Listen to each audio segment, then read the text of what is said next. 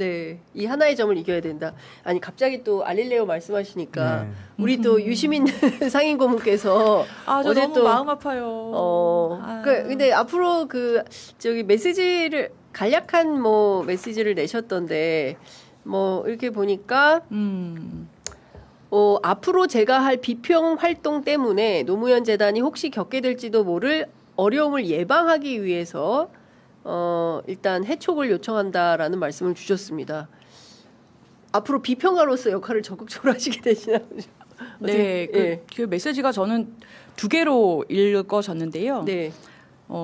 지금 하나는 좀 본인이 지금의 이 돌아가는 상황에 대해서 특히 이제 뭐 민주당 상황도 있겠고요. 그리고 어떤 뭐 국정 운영 부분도 있겠고요. 그러니까 지금 온라인상을 중심으로 해가지고 여러 가지 이제 활동들이 있잖아요. 거기 대해서 지금은 가끔 왜 뭐 매불쇼 한번 나오시고 뭐 가끔 뉴스공장 한번 나와서 한 번씩 중요할 때마다 방향에 대해서 비평을 했었잖아요. 근데 그걸 좀 더 강한 어조로 더 분량을 늘려서 좀 본격적으로 하겠다라는 메시지로 저는 좀 생각을 했습니다. 그만큼 지금 상황을 우리 민주진보 진영 전체의 좀 위기 상황이다 이렇게 진단을 하고 계시는 것 같습니다.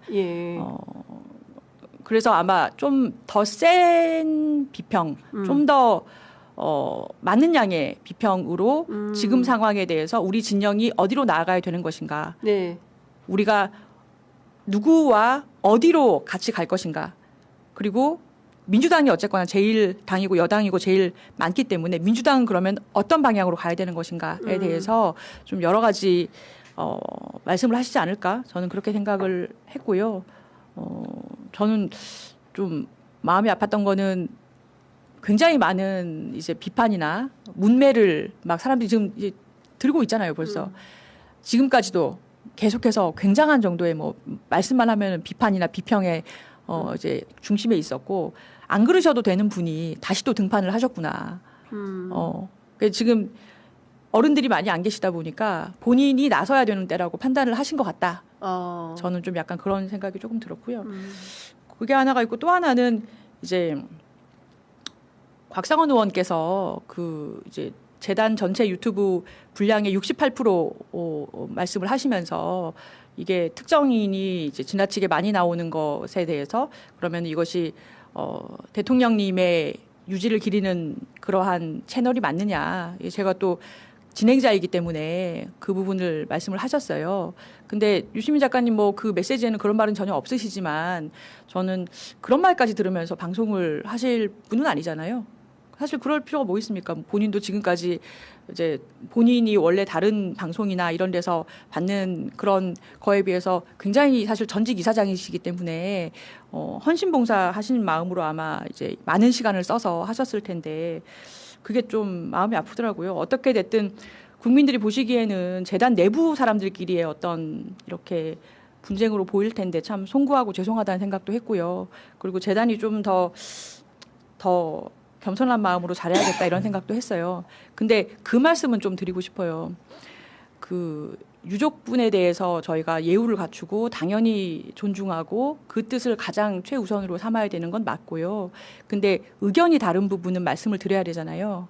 그래서 알릴레오라는 방송이 지금까지 그 내용을 보시면 다 검찰개혁, 언론개혁, 그리고 살아있는 깨어있는 시민에 대한 민주주의, 그리고 자주국방 외교, 다 그 내용입니다.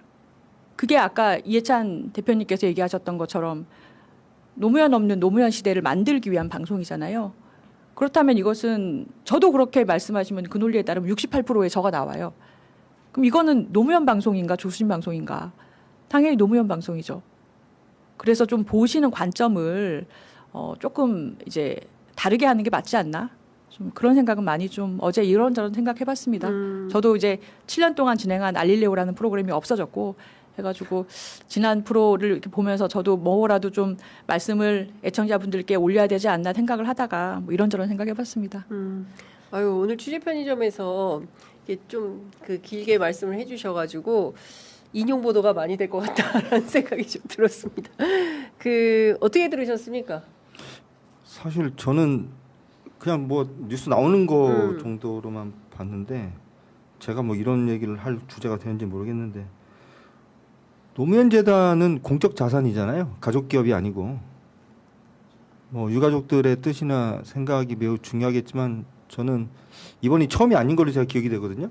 그 가족들이 이렇게 노무현 재단에 대해서 이러쿵저러쿵 얘기를 하게 되는 게 근데 이게 그냥 공적 자산이면 공적 자산답게 그냥 운영하시는 분들 그리고 운영하시는 분들 다 굉장히 다 명망 있고 다 훌륭하신 분들인데 그냥 좀 놔둬 보시지라는 생각이 솔직히 좀 들고 그 노무현 대통령 아드님이신 그 노건호 씨가 쓴 글이 있던데 제가 좀 봤는데 굉장히 뭐 내용 자체는 좀 모호하지만 굉장히 경계하는 듯한 글이어서 그나마 좀 다행인 것 같다.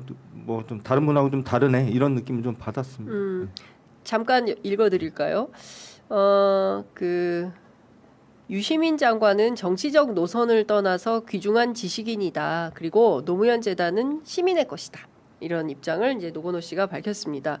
유족의 재단 참여 문제는 재단 설립 초기부터 개인적으로 반대했고 앞으로도 같은 입장을 견지할 생각이다라고 밝히고요.